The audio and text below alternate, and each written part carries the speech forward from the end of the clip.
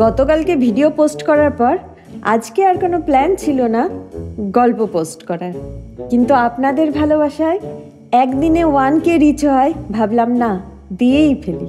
আজকে আপনাদের জন্য ছোট গল্প, সুকুমার রায়ের লেখা পণ্ডিত মশাই।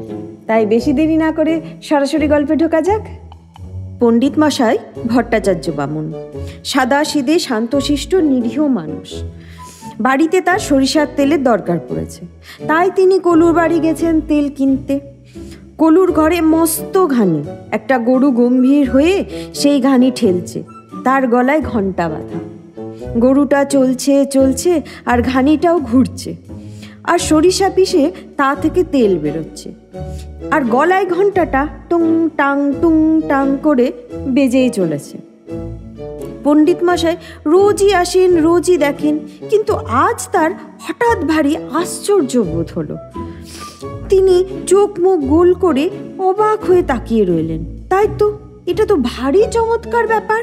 কলুকে জিজ্ঞেস করলেন, ওহে কলুপো, ও জিনিসটা কি হে?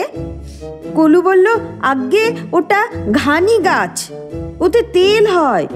পণ্ডিত মশাই ভাবলেন, এটা কি রকম হলো? আম গাছে আম হয়, জাম গাছে জাম হয়, আর ঘানি গাছের বেলায় তেল হয়, মানে কি?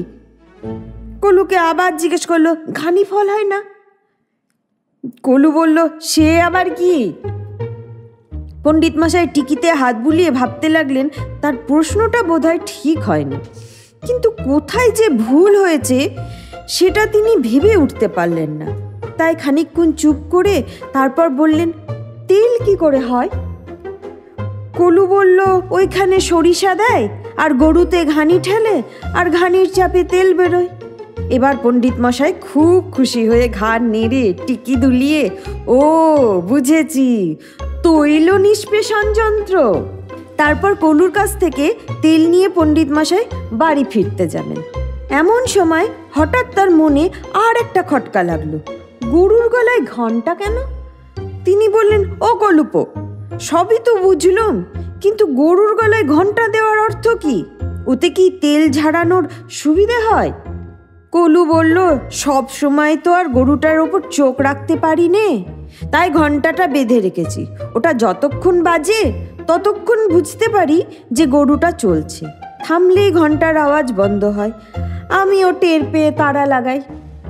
পণ্ডিত মশাই এমন অদ্ভুত ব্যাপার আর দেখেননি।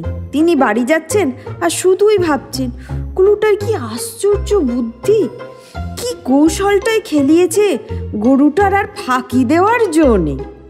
একটু থেমেছে কি ঘণ্টা বন্ধ হয়েছে, আর কলুর পো তেড়ে উঠেছে।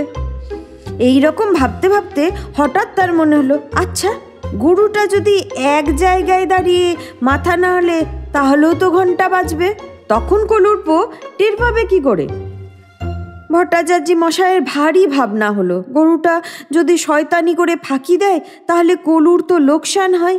এই ভেবে তিনি আবার কলুর কাছে ফিরে গেলেন, গিয়ে বললেন, ওই যে ঘণ্টার কথাটা বললে, ওটার মধ্যে একটা মস্ত গলদ থেকে গেছে। গরুটা যদি ফাঁকি দিয়ে ঘণ্টা বাজায় তাহলে কি করবে? কলু বিরক্ত হয়ে বলল, ফাঁকি দিয়ে ঘণ্টা বাজাবে কিরকম?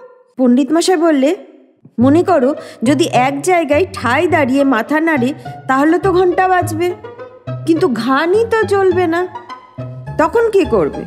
কলু তখন তেল মাপছিল। সে তেলের পলাটা নামিয়ে পণ্ডিত মশাইয়ের দিকে ফিরে গম্ভীর হয়ে বলল, আমার গরু কি ন্যায়শাস্ত্র পড়ে পণ্ডিত হয়েছে যে তার অত বুদ্ধি হবে? সে আপনার টোলে যায়নি, শাস্ত্রও পড়েনি, আর গরুর মাথায় অত মতলব খেলে না। পণ্ডিত মশাই ভাবলেন, তাও তো বটে, মূর্খ গরুটা ন্যায়শাস্ত্র পড়েনি, তাই কলুর কাছে জব্দ হয়ে আছে।